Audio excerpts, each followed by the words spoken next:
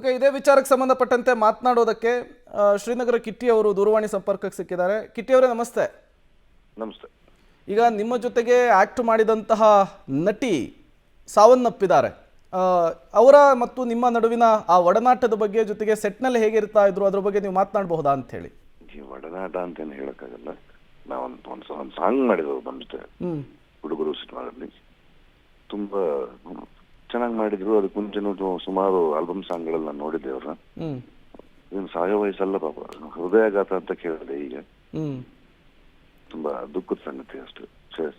ಸ್ವಲ್ಪ precautionary measures ತಗೋಬೇಕು. ಈಗ ಎಲ್ಲಿ ಕೇಳಿದ್ರು ಹೃದಯಾಘಾತದ ಸಾವುಗಳು ಸಿಕ್ಕಾಪಟ್ಟೆ ಆಗಿದೆ. ಈಗ ಮೊನ್ನೆ ಹಾಸನದಲ್ಲಿ ಲಾಸ್ಟ್ ಮಂತ್ 13 ಸಾವುಗಳಾಗಿದೆ. ಹೀಗಾಗಿ ಎಷ್ಟು ಮ್ಯಾಕ್ಸಿಮಮ್ ಒಂದು ನಿಯರಿಂಗ್ 40 ಇರ್ಬೇಕಷ್ಟೇ ಪಾಪ ವಯಸ್ಸು. ಹೌದು, ವೆರಿ ಸ್ಯಾಡ್ ಥಿಂಗ್. ತುಂಬಾ ಚೆನ್ನಾಗಿತ್ತು. 3 ದಿನ ನಾವು ಆ ಸಾಂಗ್ ಮಾಡಿದ್ವಿ ಹುಡುಗರು ಸಿನಿಮಾದಲ್ಲಿ. ತುಂಬಾ ದುಃಖದ ಸಂಗತಿ. ಸ್ವಲ್ಪ ಎಲ್ಲ ಯುವ ಜನರು ಆರೋಗ್ಯದ ಬಗ್ಗೆ ಕಾಳಜಿ ವಹಿಸಬೇಕು ಅಂತ ಭಾವಿಸ್ತೀವಿ.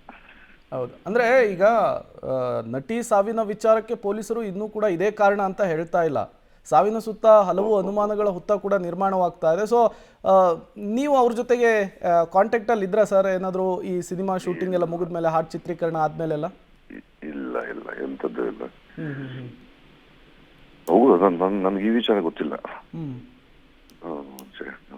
ತುಂಬಾ ದುಃಖದ ಸಂಗತಿ. ಹಾಗಾದ್ರೆ ವಿಚಾರಣೆ ಆಗ್ಲಿ, ಅದೇನು ಸತ್ಯತೆ ಹೊರಗಡೆ ಬರ್ಲಿ ಅಂತ ಹಾರೈಸ್ತೀನಿ.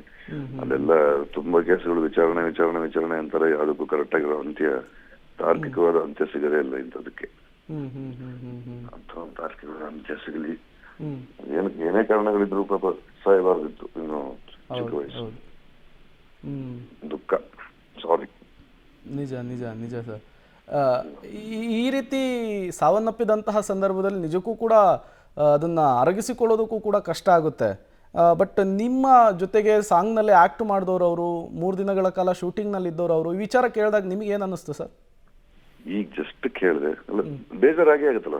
ಸರ್ವೇ ಸಾಮಾನ್ಯ, ಯಾರಾದರೂ ಸರಿ ಒಂದು ಸಾವು ಅನ್ನೋದು ಒಂದು ಅಕಾಲಿಕ ಮರಣ. ಈ ಚಿಕ್ಕ ವಯಸ್ಸಲ್ಲಿ ಸಾವನ್ನಪ್ಪಿದವರು ಒಂದು ದುಃಖ ಕೊಡುತ್ತದೆ. ದೇವರವರ ಶಾಂತಿ ಕೊಡ್ಲಿಕ್ಕೆ ಕೇಳ್ಕೊಳ್ತೀರಿ. Thank you. ಸರ್, ಈಗ ಮತ್ತೊಂದು ವಿಚಾರ, ಇವರು ಹಾರ್ಟ್ ಅಟ್ಯಾಕ್ನಿಂದಲೇ ಸಾವನ್ನಪ್ಪಿರಬಹುದು ಅಂತ ಕೂಡ ಹೇಳ್ತಾ ಇರ್ತಾರೆ. ಸಾಮಾನ್ಯವಾಗಿ ಸೆಲೆಬ್ರಿಟೀಸ್ಗಳೆಲ್ಲ ಆರೋಗ್ಯದ ಬಗ್ಗೆ, ಲೈಫ್ ಸ್ಟೈಲ್ ಬಗ್ಗೆ ತುಂಬ ಚೆನ್ನಾಗಿ ಕಾನ್ಸಂಟ್ರೇಷನ್ ಮಾಡಿರ್ತಾರೆ, ಕಾಳಜಿ ವಹಿಸಿರ್ತಾರೆ. ಹಂಗಿದ್ರೂ ಕೂಡ ಈ ರೀತಿಯ ಹಾರ್ಟ್ ಅಟ್ಯಾಕ್ಗಳು ಆಗುತ್ತೆ ಅಂತಾರಲ್ಲ, ಹೇಗೆ ಅಂತೇಳಿ ಕತೆ? ಏನಪ್ಪ, ಇತ್ತೀಚೆಗೆ ತುಂಬಾ ಕೇಳಿಸ್ತದೆ ಈ ವಿಚಾರ. ಮೊನ್ನೆನೂ ನನ್ನ ಸ್ನೇಹಿತನೊಬ್ರು, ಅವನು ಸ್ವಲ್ಪ ತೊಂದರೆ ಆಗಿ ಜಯದೇವ ಕರ್ಕೊಂಡು ಹೋಗಿದ್ದೆ, ಅಡ್ಮಿಟ್ ಮಾಡ್ಕೊಂಡು ಬಂದೆ. ಏನು ಸಿಕ್ಕಾಪಟ್ಟೆ ಹಾರ್ಟ್ ರಿಲೇಟೆಡ್ ತೊಂದರೆಗಳು. ಒಂದು ನಿಯಮಿತವಾದ ಫುಡ್ ಹ್ಯಾಬಿಟ್ ಮತ್ತೆ ಸ್ವಲ್ಪ ದೈಹಿಕವಾಗಿ ಒಂದ್ ಸ್ವಲ್ಪ ಫಿಟ್ನೆಸ್ ಬಗ್ಗೆ ಯೋಚನೆ ಮಾಡ್ಬೇಕು. ಒಂದು ವಾಕೋ ಏನೋ ಆ ಥರದೇ ಒಂದು ಮಾಡ್ಬೇಕು. ಅದ್ರಲ್ಲಿ ತುಂಬಾ ಕಡಿಮೆ ಮಾಡ್ಕೊಂಡ್ಬಿಟ್ಟಿದೆ ಯೂತ್ಸು. ಸ್ವಲ್ಪ ಹುಷಾರಾಗಿದ್ರೆ ಒಳ್ಳೇದು ಅಂತ ಕೇಳ್ಕೊಳ್ತೀವಿ. ಒಳ್ಳೇದಾಗಬೇಕು, ಎಲ್ಲರೂ ಆರೋಗ್ಯವಾಗಿರ್ಲಿ ಅಂತ ಹಾರೈಸ್ತೀವಿ. Thank you very much. Okay, thank you Srinagar Kitti ಅವರೇ, ಇಷ್ಟೊತ್ತು ಪಬ್ಲಿಕ್ ಟಿವಿ ಜೊತೆ ಮಾತನಾಡಿದ್ದಕ್ಕಾಗಿ.